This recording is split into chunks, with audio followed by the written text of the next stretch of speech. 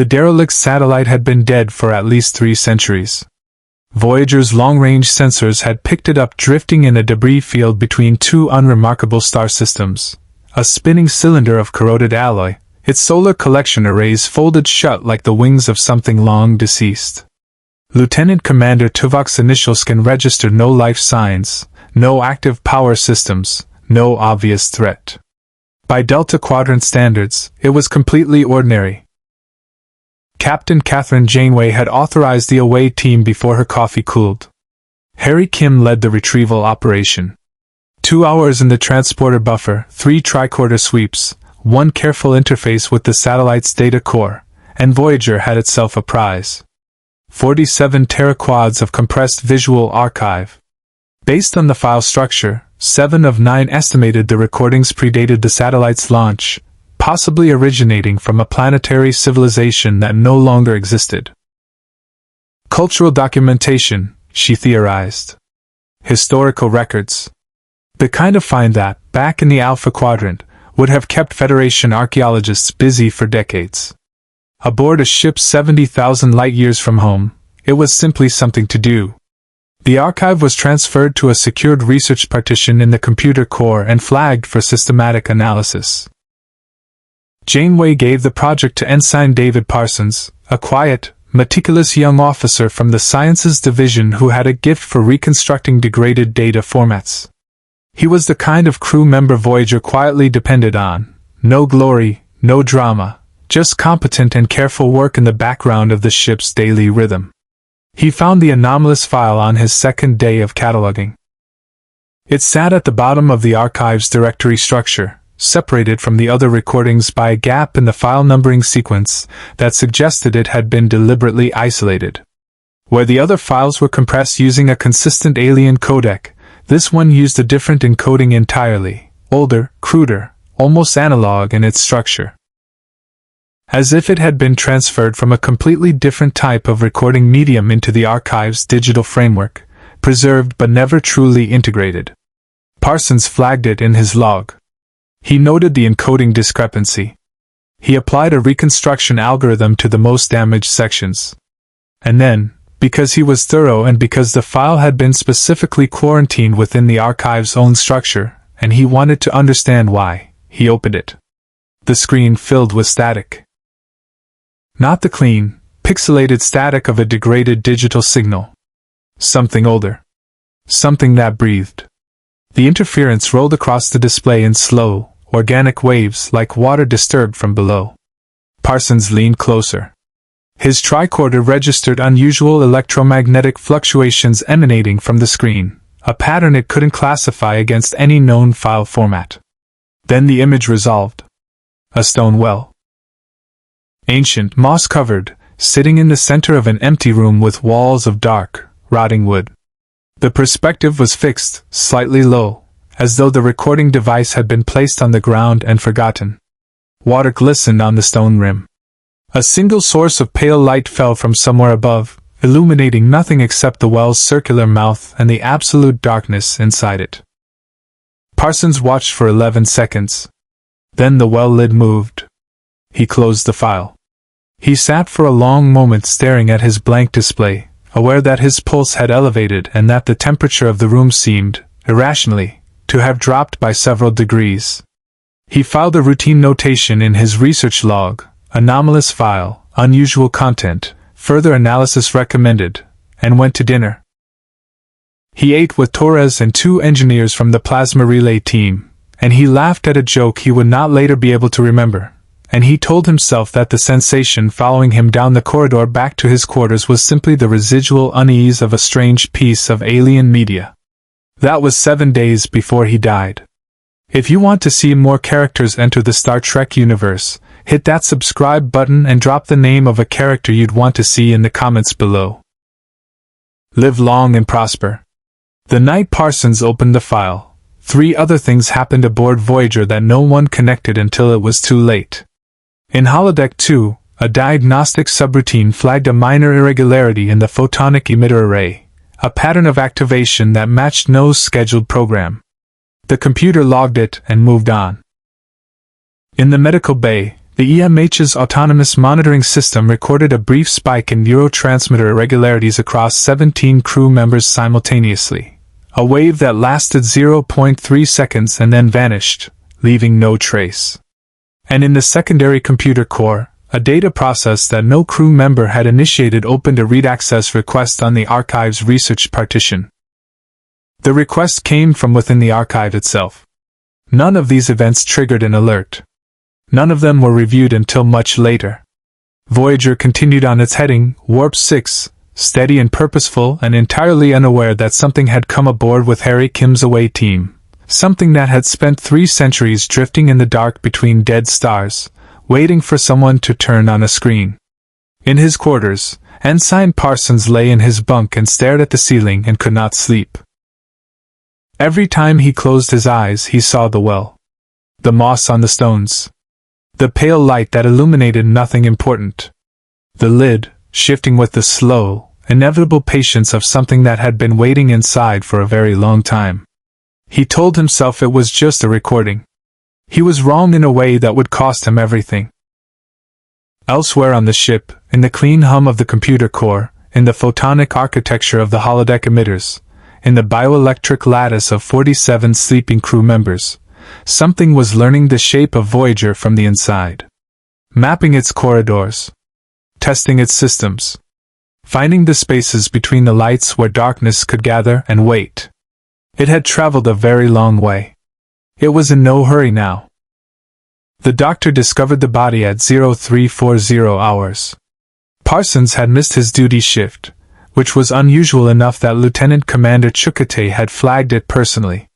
When the computer reported the ensign's biosigns as absent from the crew manifest, not merely stationary in his quarters, but genuinely unregistered, as though the sensors were looking through him, Chukate had sent a security officer to check. Ensign Yosa found Parsons on the floor beside his bunk, face up, eyes open, expression perfectly, terribly calm.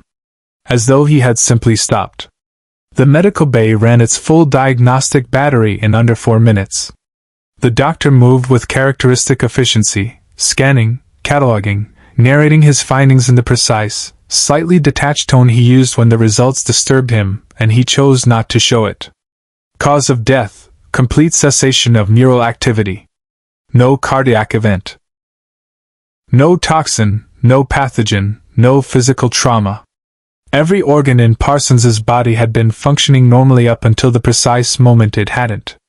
The brain had simply gone dark, like a room where someone had turned off the lights from outside. Curious, the doctor said, to no one in particular. He ran the neural scan a second time. Then a third. What he found on the third pass was what brought Janeway to the medical bay at 0410 hours, still pulling on her uniform jacket, coffee abandoned in her ready room. "Show me," she said. The doctor transferred the scan to the main display.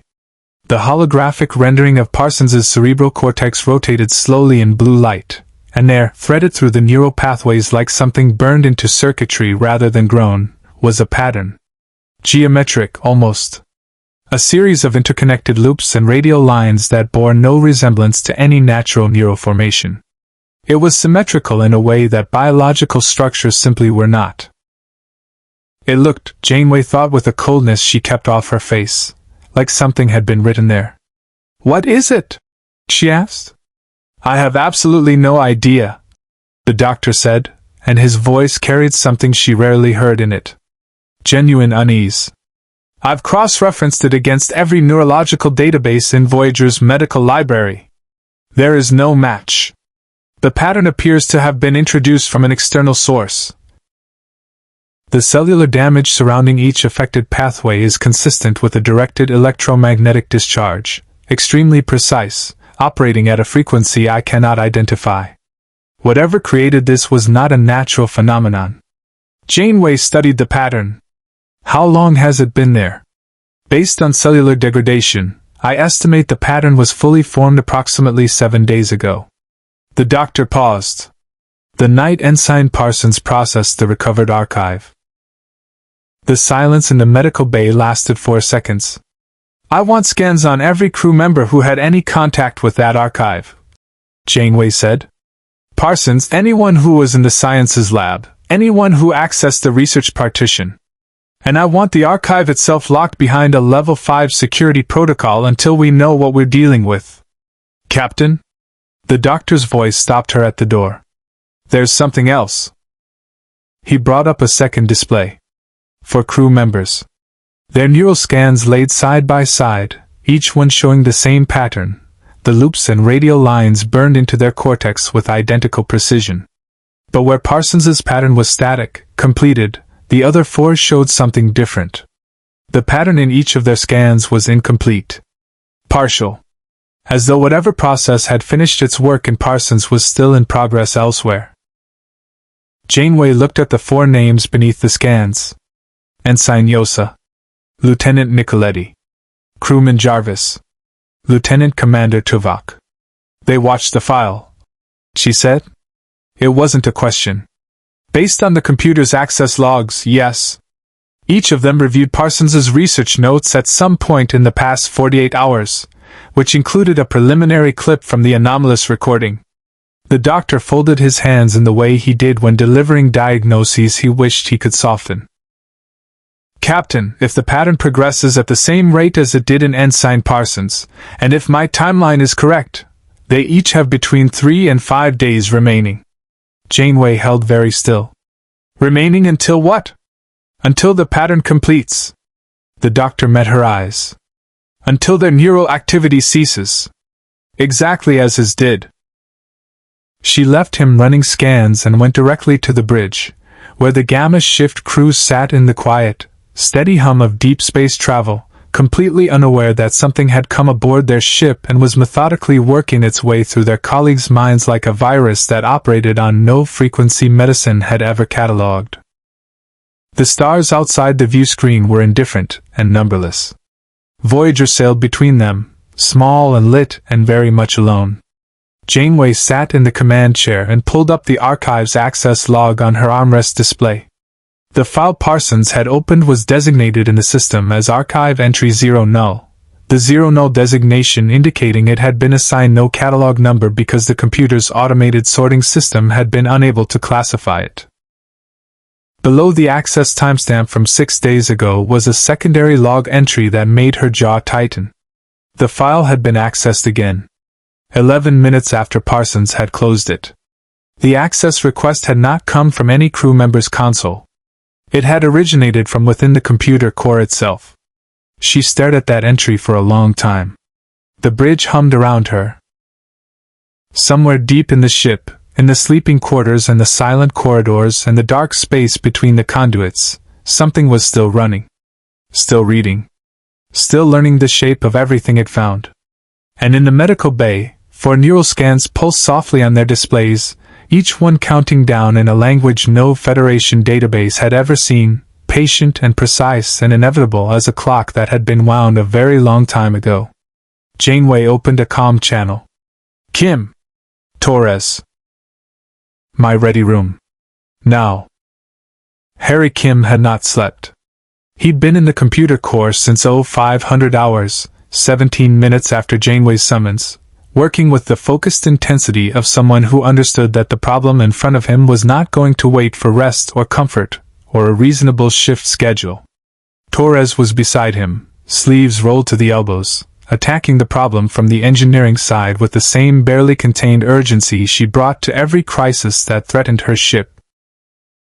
Between them, 7 of 9 stood at the central interface column, her Borg-enhanced ocular implants cycling through data streams faster than either of them could track. The archive sat in its secured partition like something pretending to be contained. It's replicating, Harry said. He said it the way you say something you've checked 4 times because you don't want it to be true. It's not a passive file. It's actively copying itself into adjacent data sectors. Every time I isolate a copy and flag it for deletion, 2 more appear somewhere else in the system. Torres pulled up the propagation map on the wall display. What had been a single corrupted file 48 hours ago was now a constellation of copies spread across Voyager's computer architecture, sciences, operations, crew manifest databases, environmental controls, and threading steadily toward the ship's holographic systems like roots moving toward water. "It's selecting targets," Seven said. She did not look up from her interface. "The replication pattern is not random. The file is prioritizing systems with visual output capability. Screens, displays, holographic emitters. It is actively avoiding systems without visual interfaces, waste reclamation, structural integrity, propulsion." She paused. "It wants to be seen." The three of them stood with that for a moment. "Can we purge the entire partition?" Torres asked. "Wipe the archive completely, scrub every sector it's touched." "I tried," Harry said. "Watch." He pulled up a deletion command, executed it against one of the flagged copies. The system confirmed deletion. A green checkmark. File removed. He waited 3 seconds, then ran a fresh scan of the same sector. The file was back. Not restored from backup. Not copied from an adjacent sector. Simply back, as though the deletion had never occurred, the timestamp on the reconstituted file showing a creation date 3 seconds in the future relative to when it had been destroyed. Torres stared at the timestamp. She opened her mouth, closed it again. "That's not possible," she said. "I know," Harry said. "That violates the basic logic of how data storage works." "I know. Files don't just..." "B'Elanna." His voice was quiet. "I know." Seven had continued working through the exchange, undistracted. She pulled up a spectral analysis of the file's data structure and overlaid it against Voyager's standard encoding architecture. The comparison rendered as a visualization, Voyager's clean, geometric data patterns in blue, the file structure in a deep, pulsing red that seemed to shift slightly each time you looked directly at it. "The file does not conform to any digital encoding standard in my Borg-assimilated database," Seven said. 47 civilizations' data architectures are represented in my memory. This matches none of them. More significantly, she isolated a section of the red pattern and magnified it. The underlying structure is not digital in origin. It is electromagnetic. Analog. This file was not created by any form of computing technology. It was recorded directly from a source that generates psychic electromagnetic radiation as a natural byproduct of its existence. Torres looked at Harry. Harry looked at Seven.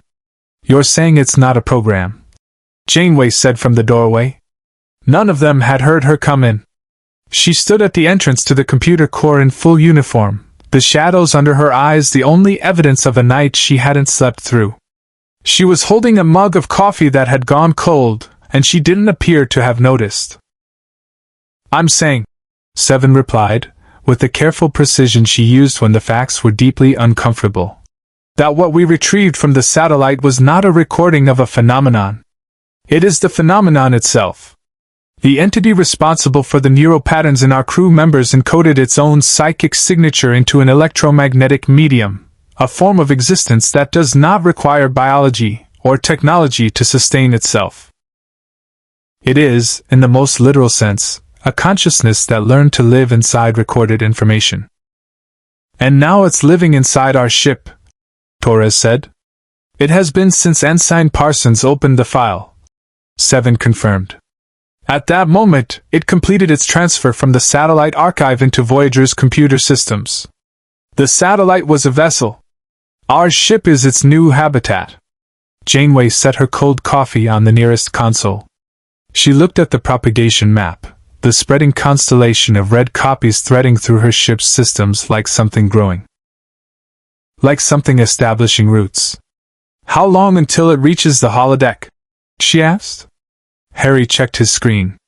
His face did the thing it did when he was trying to find a way to say something Janeway wasn't going to want to hear. "Captain, it already." The ship-wide comm system activated without input from any crew station. Not an alert. Not a voice. A sound. Analog, rolling, organic, the specific quality of static that predated every digital technology Starfleet had ever developed. It lasted 6 seconds and then stopped. In the silence that followed, every screen in the computer core flickered simultaneously. Just once. The image that appeared in that single flicker was there and gone so fast that none of them could have described it with certainty. A circle. Dark water. The suggestion of something rising. Then the holodeck status display on the far wall updated on its own. Holodeck 2, program active. Program title, unclassified. Arch unavailable. Exit unavailable. She's already there. Harry finished very quietly. Janeway turned to face the door. Her voice was the same tone she used when Voyager dropped out of warp into the middle of a Kazon ambush. Controlled, clear, already 3 steps ahead of the fear. Red alert, she said. All hands. The security team Janeway sent to Holodeck 2 consisted of 4 officers. Lieutenant Commander Tuvok led them personally, over Janeway's initial objection, with the quiet, immovable logic he deployed when he had already decided something and was simply waiting for the captain to reach the same conclusion. He was affected. His neuroskin showed the incomplete pattern burning slowly through his cortex. But he was also the most experienced security officer on the ship, a Vulcan whose mental disciplines had been forged over a century of training, and he argued correctly that whatever was inside that holodeck would require someone capable of structured psychological resistance. Janeway let him go. She watched from the corridor junction 30 meters back, Chukotay at her side, both of them monitoring through the holodeck's external sensor relay. The doors opened. The standard holodeck grid was gone. In its place, the sensors registered a fully rendered environment, but not one drawn from any program in Voyager's library. The space was large and dim, lit by a source that registered on sensors as neither photonic nor thermal but something in between, a pale, directionless illumination that cast no shadows and seemed to come from everywhere and nowhere simultaneously. The walls were dark wood, ancient, swollen with moisture. The floor was packed earth. The air temperature registered at 4 degrees Celsius, and the humidity was absolute, condensation already beating on the security team's uniforms within seconds of entry. In the center of the room was a well. Stone. Old. The mortar between the blocks was black with age and something that looked like organic growth but registered on tricorders as neither plant nor fungi nor any catalogued biological matter. The circular rim reached approximately waist height. A wooden cover, warped and splitting, sat half displaced across the opening. From somewhere below the rim came the sound of water, not flowing, not dripping, but shifting. The slow, heavy movement of something deep and disturbed. Tuvok raised his phaser. He did not raise his tricorder. He had learned in 9 decades of service that there were situations in which data collection was secondary to simply being ready. This environment was not generated by any program in the holodeck's library. He reported over the comm, his voice carrying the deliberate evenness of a man managing something he had not yet named.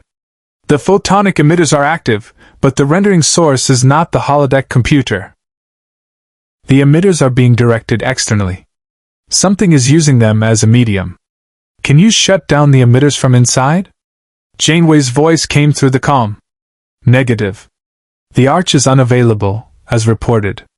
Manual access to the emitter array would require physical access to the holodeck's maintenance conduits from outside. A pause. Captain? The tricorder is registering a biosignature. Chukotay looked at Janeway. She kept her eyes on the sensor feed. Human? She asked. No, Tuvok said. It does not match any species in Voyager's database.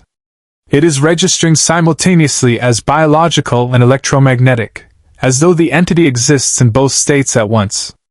It is. The wooden cover of the well moved. The sound it made was not loud. A slow, grinding displacement of warped wood against wet stone, the sound of something that had been closed for a very long time deciding to open. One of the security officers took a step back. Tuvok did not move. The cover tilted, slid, fell against the side of the well with a hollow impact that the holodeck's acoustic system rendered with complete, terrible fidelity. A hand appeared on the rim. White. Impossibly white, the white of skin that had not seen light in a very long time, the fingers long and slightly wrong in their proportions, the nails dark and ragged. The hand gripped the stone with a deliberateness that was worse than speed, the slow, certain grip of something that was not hurrying because it had no reason to hurry. A second hand followed. Then, rising from the darkness of the well with the unhurried patience of deep water finding its level, a figure. She was slight. Dark hair, completely wet, hanging across her face in thick ropes that obscured every feature. She wore a white garment that might once have been a dress, soaked through and clinging, moving with a weight that photonic projection should not have been able to render.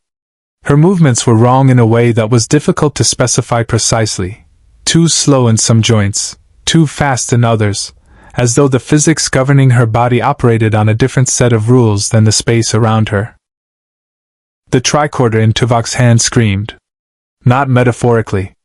The device emitted a sustained, high-pitched alarm it had never produced before, a frequency outside its standard alert range, triggered by a sensor reading so far outside its operational parameters that the machine was defaulting to a warning state it had been programmed to reserve for the complete failure of physical law. Tuvok glanced at it. The display showed a single reading cycling in a loop, unable to resolve into a stable measurement. Consciousness confirmed, substrate, unknown. Sadako stood at the rim of the well. She did not move toward them. She simply stood, the wet hair covering her face, the holodeck's pale light catching the water dripping from her fingertips onto the earthen floor. The sound of each drop was perfectly rendered. Patient. Rhythmic. Like a clock. Tuvok did something that surprised his entire security team. He lowered his phaser. Not in surrender. In recognition. He had faced enough threats in his career to understand the difference between aggression and presence, and what stood at the well's edge was not advancing. It was observing. Cataloging. The same cold, methodical assessment that he himself applied to every unknown situation, but directed outward, at all four of them, with an intelligence that was unmistakable and utterly alien and deeply, profoundly aware. "Captain," he said, his voice carrying a quality that the officers monitoring the feed would later struggle to describe. Not fear. Tuvok did not produce fear in any conventional sense. Something more precise than fear. Recognition of something that logic alone could not address. "I do not believe this entity can be neutralized by conventional means. I am going to attempt a preliminary telepathic assessment." "Tuvok, that is not," Janeway began. "I am aware of the risk, Captain." He closed his eyes. His fingers came together in the positioning of a focused meditative discipline he had practiced for 70 years. The room was absolutely silent except for the dripping water and the quiet, continued alarm of his tricorder. "I will be brief." He reached out. What reached back was not brief at all. The sound that came from Tuvok 3 seconds later was one that none of the security team had ever heard from him in any context.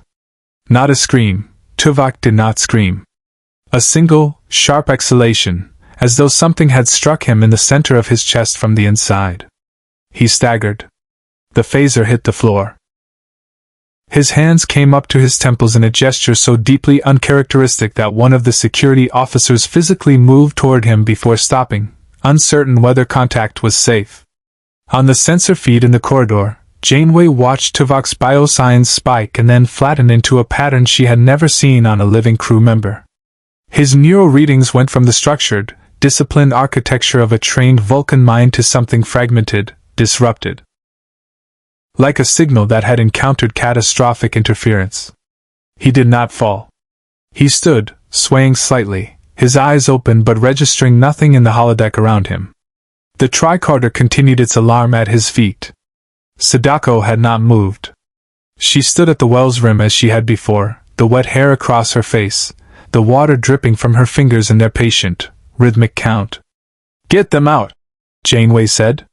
"Now. All of them." The security team moved. They got Tuvok out.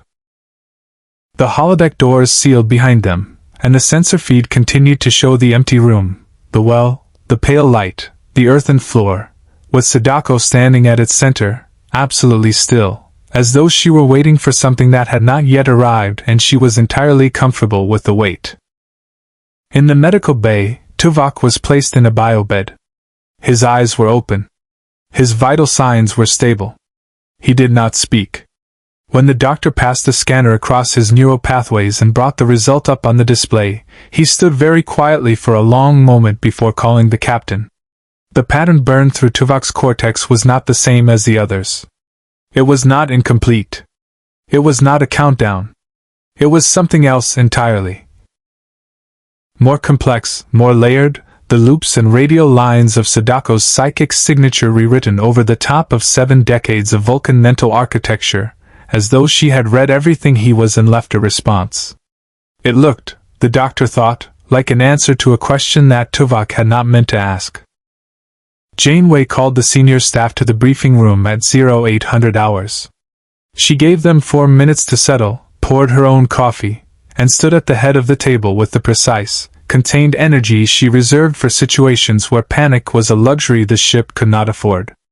Around the table sat Chukotay, Torres, Harry Kim, 7 of 9 Neelix, who had been included because 3 of the affected crew members had eaten in the mess hall the previous evening, and Janeway wanted every variable accounted for, and 1 empty chair where Tuvok should have been sitting. The doctor attended via the briefing room's holographic emitter, arms folded, expression carrying the particular gravity he adopted when his medical findings were going to make everyone's day significantly worse. "Status report," Janeway said. 7. 7 stood without preamble. "The entity's replication rate has increased by 31% since 0500 hours. It has now established copies of the original file in 43 discrete locations across Voyager's computer architecture. Affected systems include the crew manifest database, environmental controls, the astrometric sensor array, and the holodeck's photonic emitter network." She paused. "In the past 2 hours it has made 3 separate access attempts on the subspace communications array. All 3 were blocked by the security protocols Lieutenant Kim implemented overnight." Harry nodded from across the table. He looked like someone who had been awake for 30 hours and was running on the specific kind of exhausted focus that comes from a problem being too serious to stop working on. "I've reinforced the firewall around the comm array, but Captain, I want to be honest about what that means. I'm blocking her, not stopping her. She's learning the architecture of our security measures each time she probes them. The blocks I put up this morning will hold for maybe another 18 hours before she finds a way around them. If she accesses the subspace array," 7 continued, "and transmits through an outgoing signal, the curse will propagate at the speed of the transmission. Any vessel or installation receiving a standard subspace communication from Voyager would be exposed. Given the range of standard subspace communications in the Delta Quadrant." She brought up the astrometrics overlay on the briefing room display. "A web of signal pathways spread across the star map, connecting dozens of civilizations and vessels across an enormous swath of space. The potential exposure radius within 72 hours of transmission would encompass 11 inhabited systems and an estimated 40 to 60 vessels currently operating in range." The table was quiet. Neelix, to his credit, did not fill the silence with anything. He sat with his hands folded and his expression stripped of its usual brightness, understanding the shape of what he was hearing even if the technical specifics were beyond him. "The doctor," Janeway said. The doctor unfolded his arms. "Tuvok is stable. His vital signs are normal, his motor functions are unimpaired, and he is physically uninjured.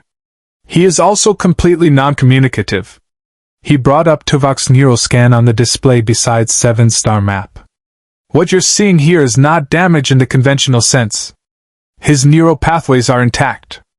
But the psychic pattern Sadako left during the mind meld has essentially overlaid his own consciousness, not erased it, but buried it.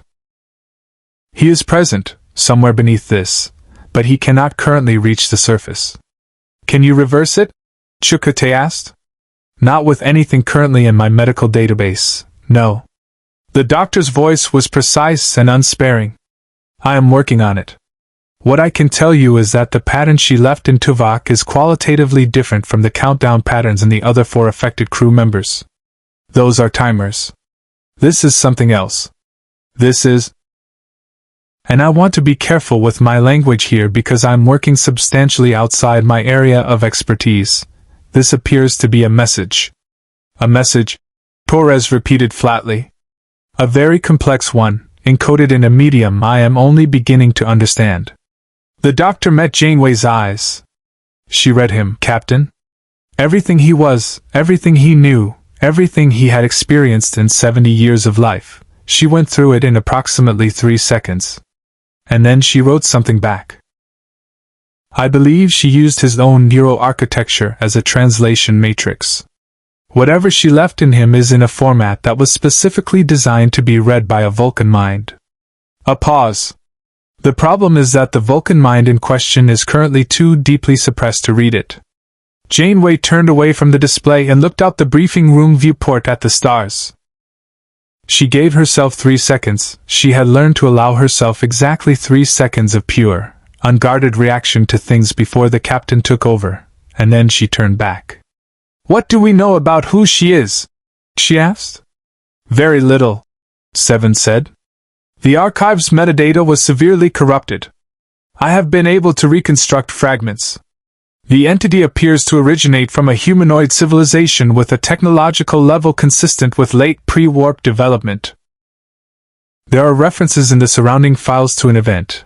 I cannot reconstruct the specifics, involving a solitary individual, significant psychic ability, and a confined space.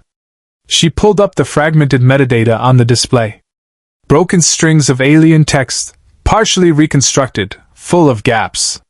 The archive appears to have been assembled by a third party, possibly the civilization that constructed the satellite, as a record of something that happened on their world. Something they were attempting to document and contain simultaneously. They archived her, Chukotay said slowly. They put her in the database to preserve the record, but they isolated the file to contain the risk. And then the satellite drifted for 300 years, Harry said, until we beamed it aboard. The silence that followed had a specific texture, the texture of a crew understanding the full dimensions of a mistake that could not be unmade, only managed. Janeway set down her coffee. Here is what we are going to do. Harry, you will maintain the firewall around the subspace array and report any new probe attempts directly to me. Torres, I want a manual isolation switch on the subspace transmitter, something hardwired, something she cannot access digitally. 7. Continue the analysis of the metadata. I want everything you can reconstruct about who Sadako was before she became whatever she is now. She looked at the doctor.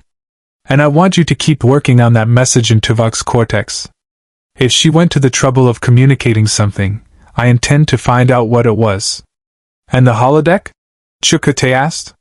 Janeway looked at the empty chair where Tuvok should have been sitting. 4 crew members with countdown patterns in their cortex. 1 Vulcan buried beneath a message written in a language only he could read. 2 days of firewall protection between Sadako and 40 civilizations who had never heard her name. The holodeck stays sealed, she said. No one enters. Not for any reason. She picked up her coffee, looked at it, and put it back down. Dismissed. They filed out. Chukotay lingered at the door with the expression he wore when he had something to say that he suspected she already knew. She answered before he spoke. I know, she said. We're treating this like an engineering problem. Like if we isolate enough systems and run enough analyses, we'll find the variable we can control.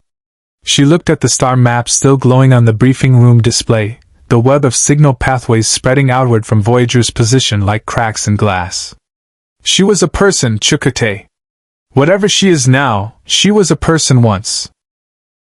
And whoever put her in that archive did it because they were afraid of her, not because they understood her. Chukotay looked at the star map too. What are you thinking? I'm thinking, Janeway said carefully, that we might be asking the wrong question. She finally picked up the coffee and drank it cold without flinching. We keep asking how to stop her. Maybe we should be asking why she hasn't stopped herself. The first death after Parsons came at 1,347 hours. Crewman Jarvis. Engineering. A quiet, competent young man from New Zealand who had celebrated his 26th birthday 3 weeks earlier with a small gathering in the mess hall that Neelix had catered with something approximating a pavlova. He had been one of the 4 with the countdown pattern in his cortex. The doctor had been monitoring him every 2 hours. At 1,345 hours his readings were stable, the pattern still incomplete, still progressing at the rate that suggested another 48 hours remaining. At 1,347 hours every biosensor on his biobed flatlined simultaneously, cleanly, without escalation or warning, as though a switch had been thrown. The doctor stood over him for a long moment after the time of death was recorded. Then he went to his office, closed the transparent aluminum partition, and sat at his desk in the specific silence of someone who had just watched a patient die of something he did not understand and could not prevent. He allowed himself 40 seconds of that silence. Then he got up and went back to work.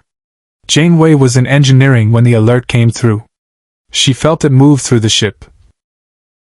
Not the sound of the alert itself, but what came after it, the particular quality of stillness that fell over a crew when loss moved from abstract threat to specific name. She watched it cross Torres's face first, then the 2 junior engineers at the warp manifold, then ripple outward through the department in a wave of lowered eyes and tightened jaws. She did not make a speech. There was nothing to say that the crew didn't already know. She simply stood in the center of engineering for 30 seconds, present and visible and unwavering, and then she returned to the problem.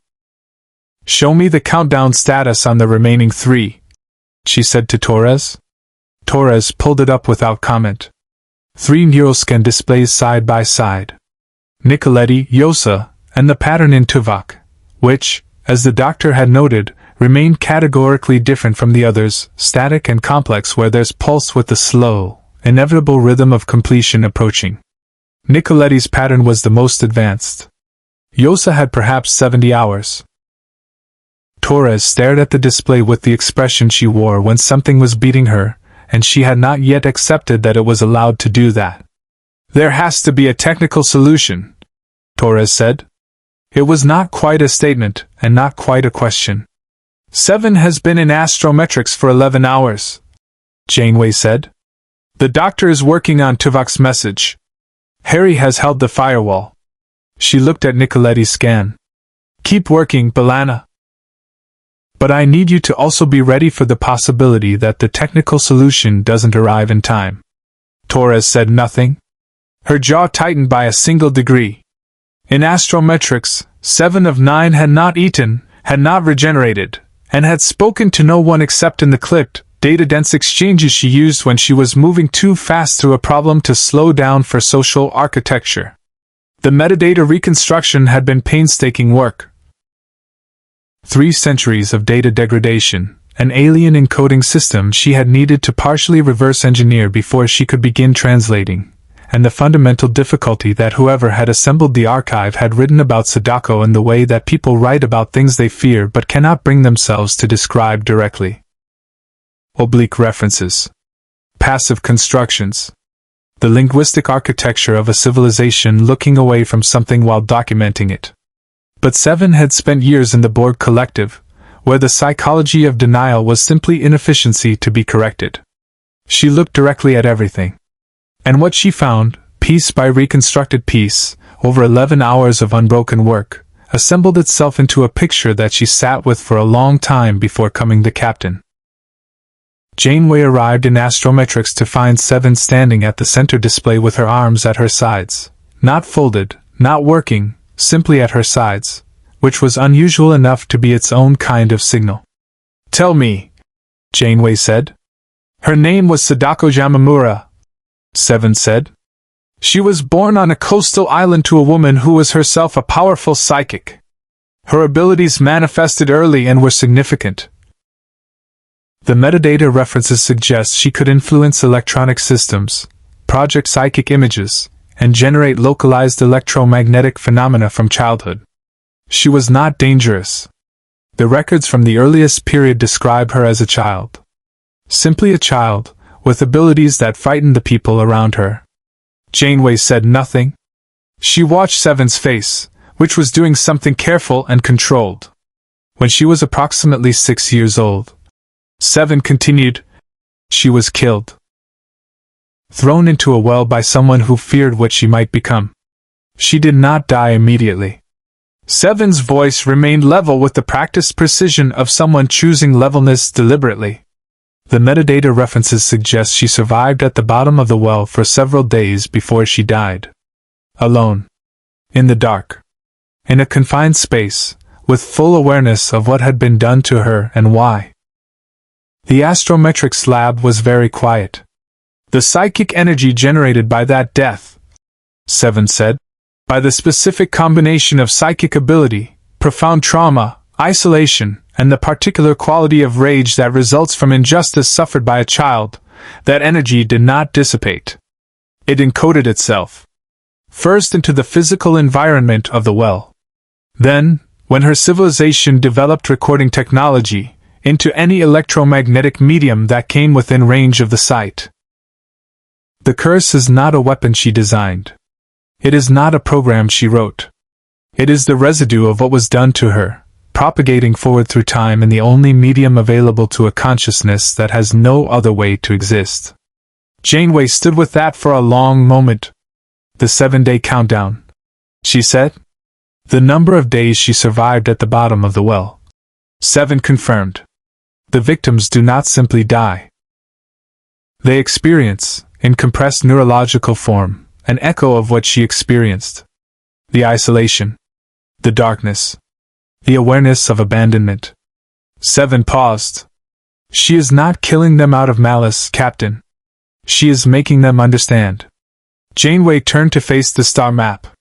Voyager's position, the web of signal pathways spreading outward, the 11 inhabited systems sitting in potential exposure range like held breath. She wants to be witnessed, Janeway said quietly. It was not a question. It was the shape of something clicking into place. The doctor's assessment was correct, Seven said. The message in Tuvok's cortex, the propagation toward screens and visual displays, the manifestation in the holodeck. She is not trying to destroy the ship. She is trying to be seen.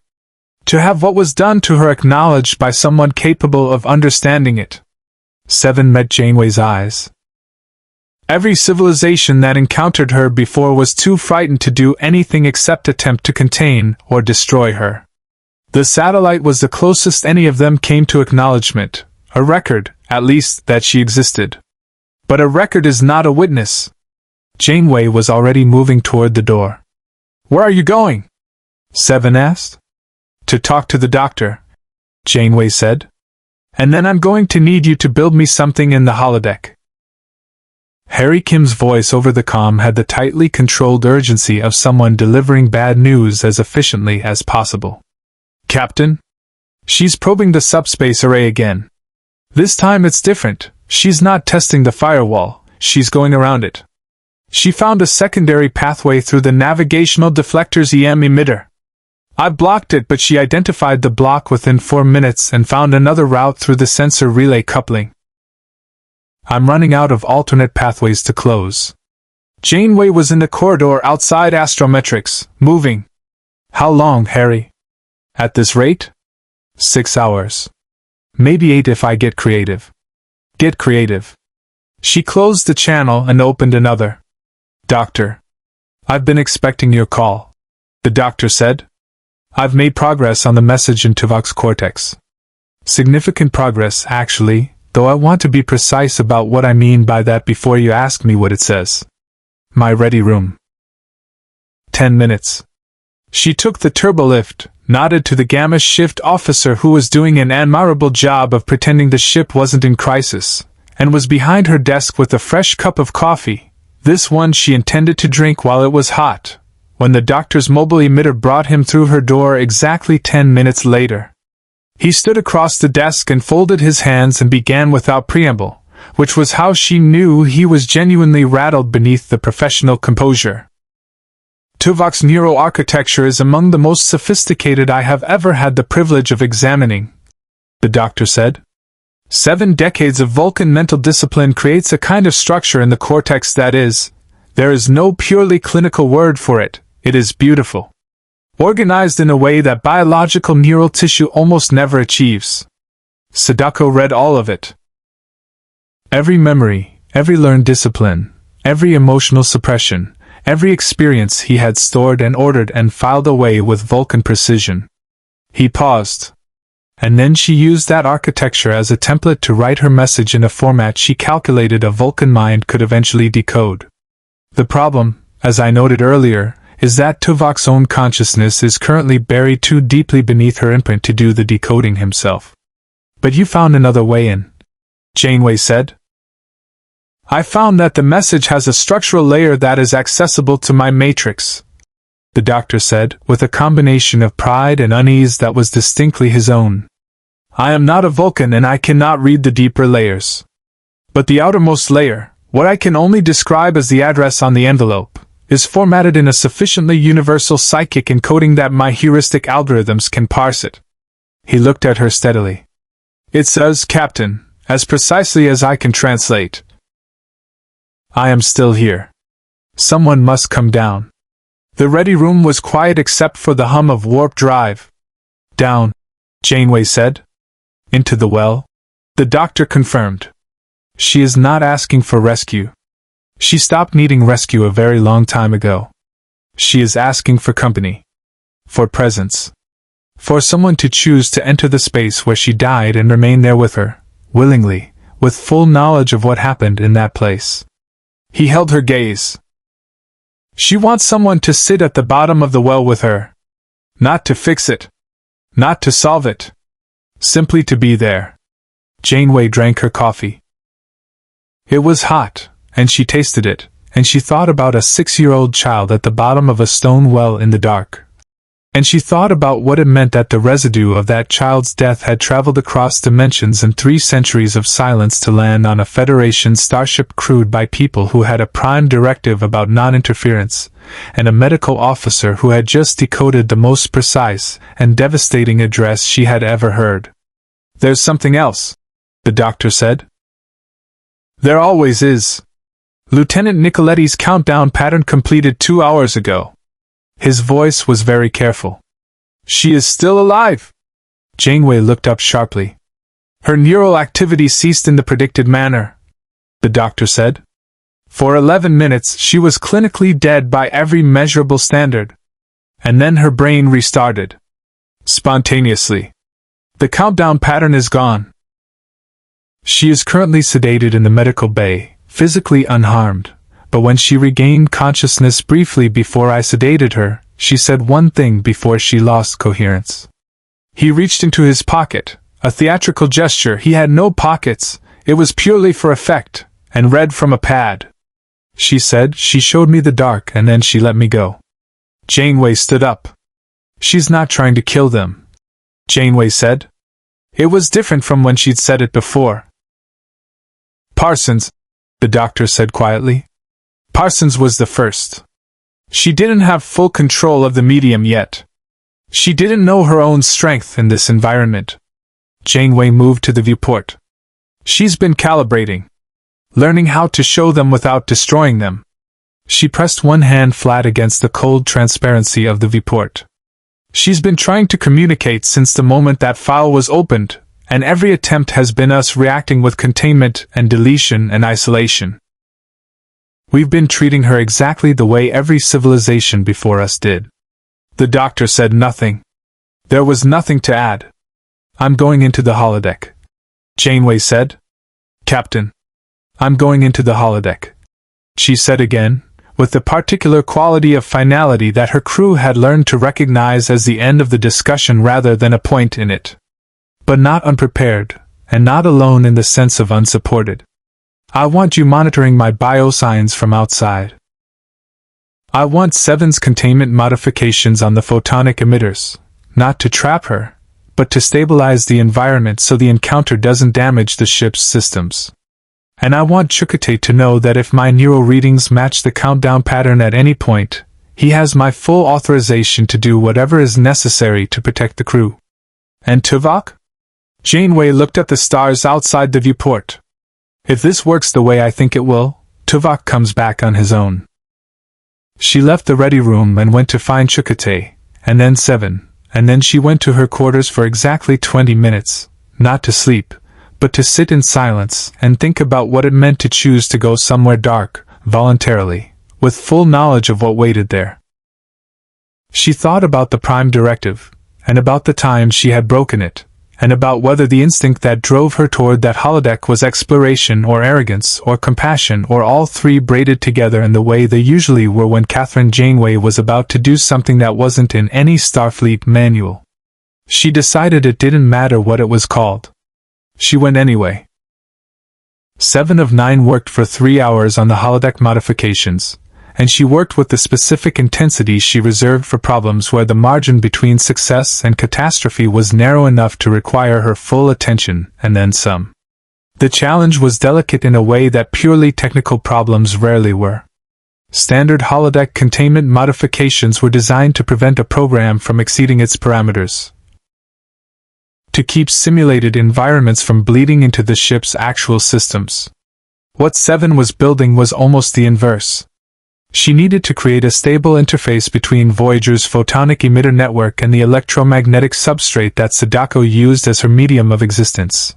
A bridge, carefully calibrated, that would allow genuine contact without allowing Sadako to expand further into the ship's architecture or, more critically, reach the subspace array.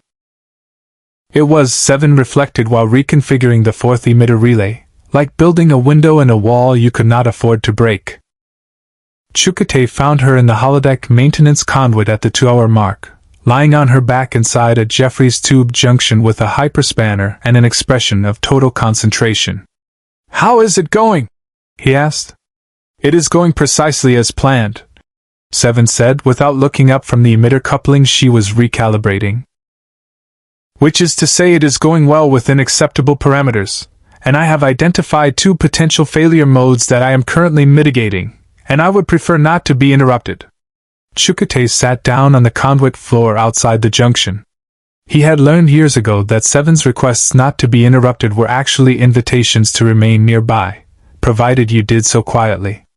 "The captain briefed me on the plan. I am aware. I want your honest assessment. Not the version where you tell her what she needs to hear to proceed."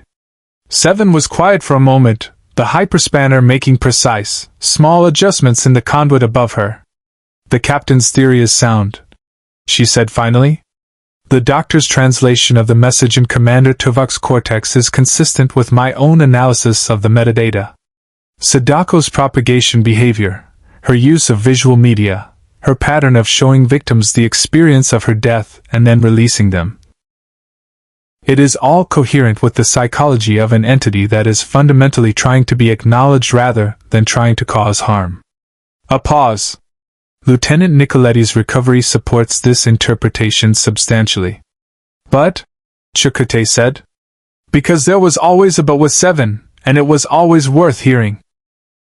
But the captain will be entering an environment created and controlled entirely by a psychic entity of unknown ultimate capability, with the intention of making herself emotionally and cognitively open to that entity's communication."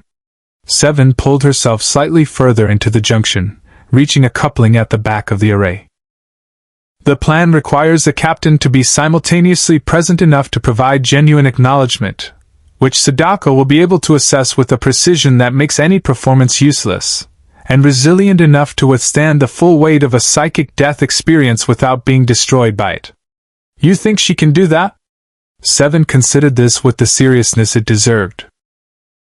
"I think," she said, "that if any individual currently aboard this vessel is capable of it, it is Captain Janeway. I also think the probability of complete success is lower than the captain's confidence suggests, and higher than my caution suggests, and that the precise number is not calculable." She paused. "I think she should go." Chukotay nodded slowly. "So do I." "Then why are you here?" "Because someone should say it out loud to someone who will remember it was said." He stood, brushed conduit dust from his uniform, and looked at the junction where Seven's hands worked steadily in the dark. She's not doing this for Tuvok.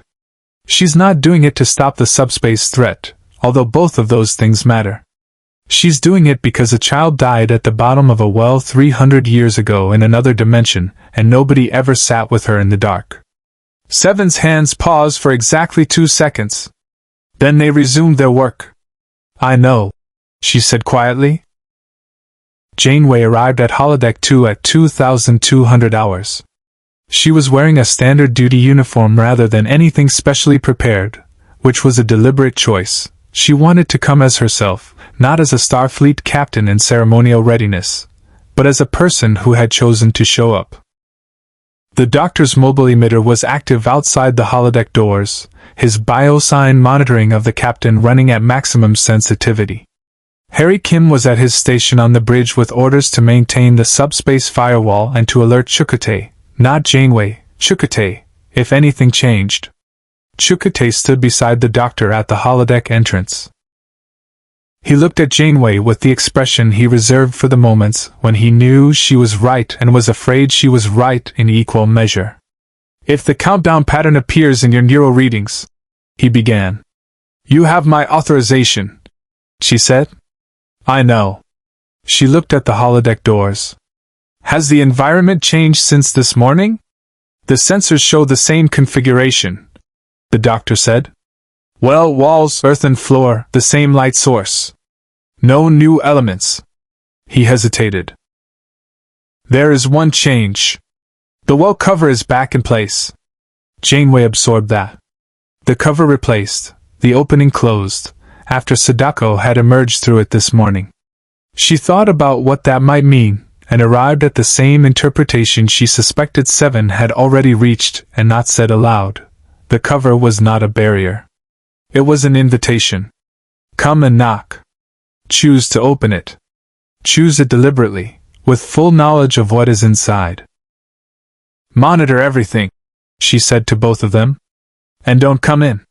Whatever you see on the biosign readout, whatever you hear, don't come in unless I ask. The doctor opened his mouth. Closed it. Nodded. She walked to the holodeck doors and they opened for her, and the cold hit her immediately. 4 degrees, the absolute humidity, the smell of stone and deep water and something older than either. The pale, sourceless light rendered the room in shades of gray and white. The earthen floor was soft beneath her boots. The walls of dark, swollen wood rose around her, and in the center of the room the well sat in its patient silence, the warped wooden cover back in place across its mouth. Janeway walked to it. She stood at the rim and looked at the cover, old, splitting, dark with moisture, and she placed both hands on it, and she lifted it aside with the deliberate, unhurried care of someone who intended exactly what they were doing. The darkness inside the well was absolute.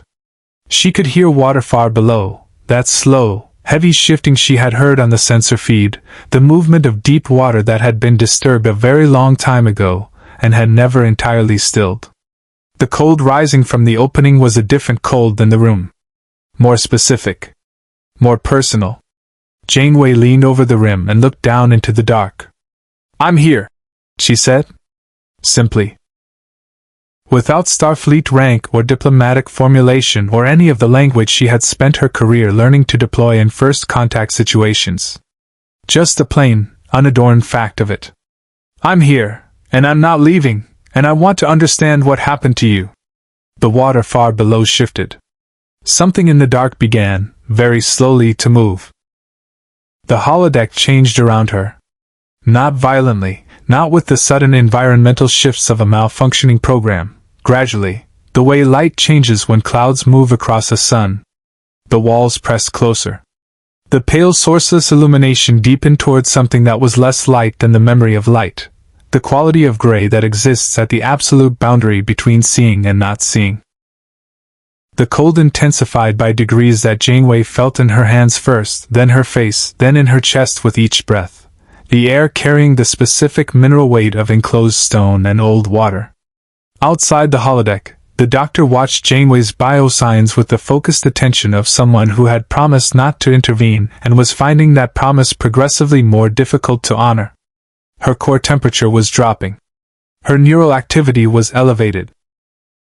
Not in the pattern of the countdown, not yet, but moving in the direction of something he had no clinical precedent for. Her cortisol levels and her heart rate told the story of someone standing at the edge of something very large and choosing not to step back. Chukotay stood beside him and said nothing, because there was nothing useful to say. In the holodeck, Janeway kept her hands on the rim of the well and kept looking down. The movement in the darkness below was slow and patient, and entirely without aggression. It rose the way deep water rises, not rushing upward, but filling the space incrementally, the level ascending with the unhurried certainty of something that had been waiting long enough that speed was no longer a concept that applied to it. The sound of it was the sound of her own breathing in an enclosed space, and the distant mineral drip of water on stone, and beneath both of those, something that was not quite sound, a frequency that registered not in her ears but somewhere behind them, in the space where the brain processes things it cannot categorize. She did not step back. The darkness rose until it was level with the rim of the well, and then it stopped. And in the darkness, at a distance that was simultaneously inches from her face and impossibly far away, she became aware of eyes.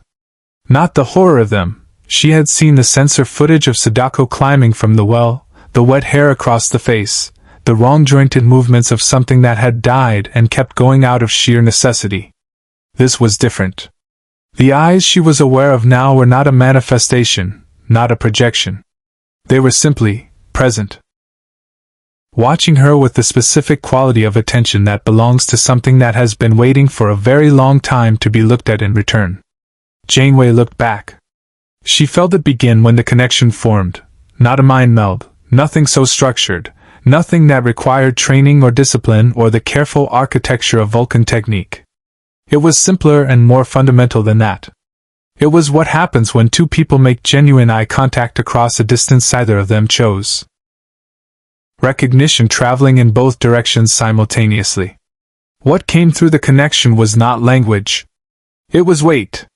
The weight of a stone well at the bottom of which a 6-year-old child lay in water up to her chest in absolute darkness on the first day, understanding with complete clarity what had been done to her and why. Because children with psychic abilities understand the emotional truth of everything around them and cannot pretend otherwise. The weight of the second day, when she had called out and heard her voice return to her from the stone walls. The third day, when calling had stopped. The fourth and fifth days of a silence that was not peace but the specific silence of abandonment, of being known to exist and being left anyway. The sixth day, when the rage had come. Not the hot, immediate rage of injury, but the cold, permanent, self-defining rage of a consciousness that understood it was being erased and refused, with every remaining faculty, to be erased. The seventh day. Janeway did not close her eyes. She had promised to be present, and she was present, and she felt all of it with the full capacity of a human nervous system that had been built for exploration and had chosen, across 40 years of living, to encounter rather than avoid. She felt it, and she did not step back from it, and she did not attempt to solve it or reframe it or locate a Starfleet protocol that applied. She witnessed it. And into the weight of it, when she had held it long enough that her hands were shaking slightly on the rim of the well and her breath was coming in measured, deliberate intervals, she spoke. "I know what was done to you," she said. Her voice was steady. She had earned that steadiness across a career of moments that required it, and she spent it freely here, in the dark, at the bottom of a well that existed inside a holodeck on a starship 70,000 light-years from anywhere, speaking to the psychic residue of a child who had died in a language that required no translation. "I know it was wrong. I know no one came. I know you've been alone in the dark for longer than my entire civilization has existed, and I know that what you've been doing, showing people, letting them feel it, I know it's not cruelty. It's the only way you know to say, this happened. This was real. I was here." The darkness at the rim of the well was absolutely still.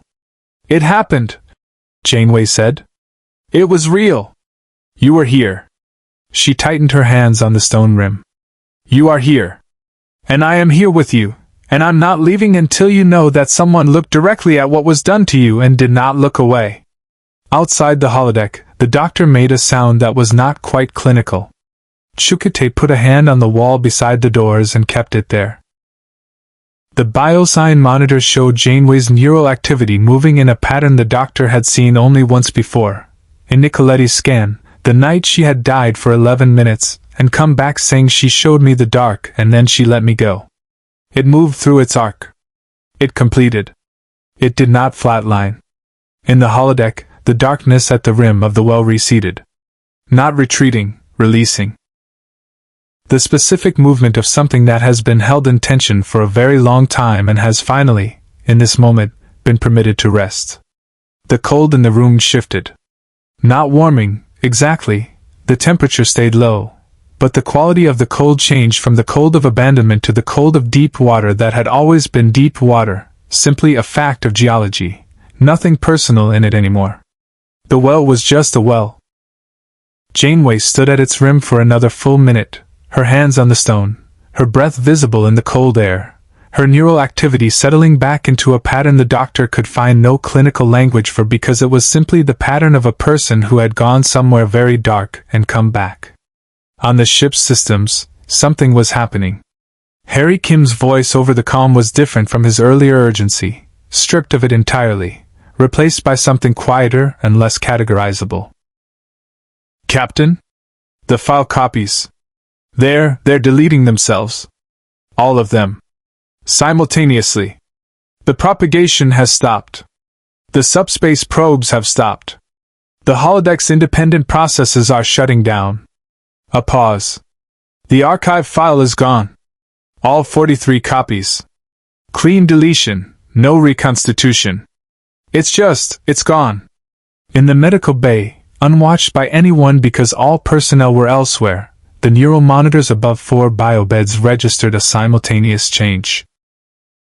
The countdown patterns in Yosa's cortex dissolved in a cascade that lasted less than a second, the geometric loops and radial lines unwinding cleanly from the neural pathways they had threaded, leaving the tissue beneath undamaged and the biosigns of a sleeping crew member who would wake in the morning with a headache she couldn't explain and a dream she couldn't quite hold onto. In Tuvok's scan, the complex layered message in his cortex, the one written in the architecture of his own Vulcan disciplines, the one the doctor had only partially translated, dissolved with the same clean finality. And beneath it, the structured, beautiful organization of a Vulcan mind that had been buried for 30 hours began, slowly, to reassert itself. Tuvok opened his eyes. He lay in the biobed for a long moment, looking at the ceiling of the medical bay with the expression of a man taking careful inventory of himself. Then he sat up, straightened his uniform with precise, habitual movements, and reached for the comm panel beside the biobed. "Tuvok to the bridge. I am resuming duty." Voyager left the debris field at 0600 hours the following morning. Janeway ordered Warp 6 and stood at the viewport in her ready room with her first coffee of the day and watched the stars stretch into lines and then resolve into the steady, distant points of deep space travel. The debris field shrank behind them. The derelict satellite, still drifting in its patient orbit, disappeared from the aft sensor display within minutes. She watched until it was gone. Then she turned to her desk and sat down and began writing her log. Captain's log, stardate 51847.3. USS Voyager has departed the debris field in grid coordinates 847 following a first contact event with no adequate precedent in Federation records. I will attempt, in this log, to be precise. She paused. Considered. Continued. An entity of psychic origin, encoding her consciousness in electromagnetic media, came aboard this ship through a recovered archive. 2 crew members died. Crewman Jarvis and Ensign Parsons. Their names should be in this log before anything else. She wrote their names. She took a breath. The entity, who I will call Sadako because that was her name, was not a weapon or a pathogen, though she functioned as both before we understood what she was. She was the residue of a child who was murdered in an act of fear. The curse she carried was not a designed attack but the accumulated weight of an injustice that had never been witnessed, traveling forward through time in the only medium available to her. She was trying to make people understand what had been done to her. She had been trying for 300 years. When someone finally did, when someone chose to be present with that understanding rather than attempting to contain or delete it, she stopped. I do not have a clean Starfleet framework for what happened in that holodeck. I went in as a captain and I am not certain what I came out as. Something with slightly less certainty about what constitutes a threat, and slightly more certainty about what constitutes a duty. The Federation's founding principles include the belief that understanding is always preferable to force. I failed to lead with that principle for the first 18 hours of this crisis, and 2 people are dead in the time that failure occupied. I will carry that. She stopped writing and looked at the stars. The senior staff briefing at 0800 hours was quieter than usual. Not with the subdued weight of a crew in shock. Voyager's crew had too much experience with grief to mistake it for silence, but with the particular quality of people who had been somewhere difficult together, and had come back changed in ways they were still assessing. Tuvok sat in his chair with the composed, upright precision of a man who had returned from somewhere and was not going to discuss it, but whose eyes carried something new and unclassifiable. When Janeway looked at him across the table, he gave the precise, minimal nod that was his version of acknowledgement. She returned it. The doctor delivered his medical report with careful thoroughness. Yosa and Nicoletti were both expected to make full recoveries. The neural patterns had dissolved completely in both cases, leaving no residual damage. Nicoletti had asked, when she woke, whether it was over. The doctor had told her yes. She had closed her eyes again and slept for another 6 hours. The archive data is completely purged, Harry reported. No trace of the file anywhere in the system. I've run 4 consecutive diagnostic sweeps. Whatever she was using as a substrate in the computer architecture is just gone. Clean. Like she was never here. She was here, Janeway said. Quietly, without emphasis, as a simple correction of the record. Harry nodded. Yes, Captain. She was. Seven presented the final analysis of the recovered metadata in the manner she always presented difficult information, directly, without softening, with complete respect for the crew's ability to handle the truth. The civilization that had built the satellite was gone. They had disappeared from the archaeological record approximately 250 years ago, 50 years after the satellite's launch, and the metadata offered no clear explanation for their disappearance, though it noted, in its fragmented and oblique way, that the curse had not been confined to the archive. It had continued to spread through their recording media until the entire civilization had been exposed. And then, the metadata implied, they had stopped trying to delete it. They witnessed her, Janeway said. Eventually. The metadata supports that interpretation, Seven confirmed.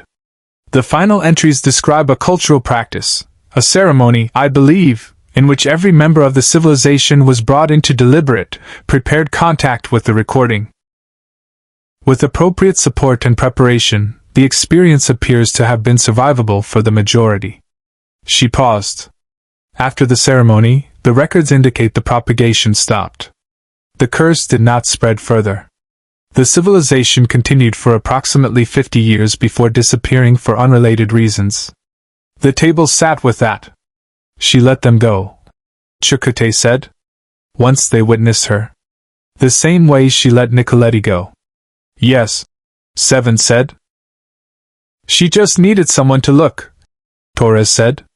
She said it with the blunt, stripped directness she used when something had gotten past her engineering defenses and reached something more fundamental. That's all she needed. For 300 years. Janeway let the silence hold for a moment. Then she moved the briefing forward, because Voyager still had a heading and 60,000 light-years to go, and because the best thing she knew to do with grief and with wonder, and this was both, was to keep moving toward whatever came next. After the briefing, she walked to the memorial alcove off the main corridor and stood for a moment in front of the small display where Parsons's name had been added beside Jarvis's. 2 names. 2 faces she would see for a long time when she closed her eyes. She did not have the words for what she felt standing there, and she had learned enough about herself to know that the absence of adequate language was not the same as the absence of something real. She stood there until she had stood there long enough. Then she went back to her bridge, and sat in her chair, and looked at the stars ahead of her ship. "Set a course," she said. "Best speed." Voyager accelerated into the dark, carrying its grief and its knowledge forward, the stars opening ahead of it in their billions. Somewhere far behind, in the debris field between 2 unremarkable star systems, the derelict satellite continued its patient orbit. The archive it had carried for 3 centuries was empty now. Its long task finished. Its impossible cargo finally, at last, delivered to someone willing to receive it.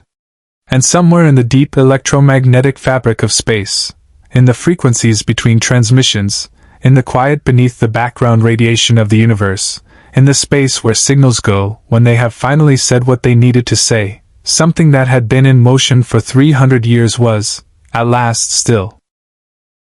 In the end, Voyager limped forward carrying 2 empty bunks and a story that would never appear in any official Starfleet database, because there was no regulation that covered what had happened and no framework that could hold it without breaking.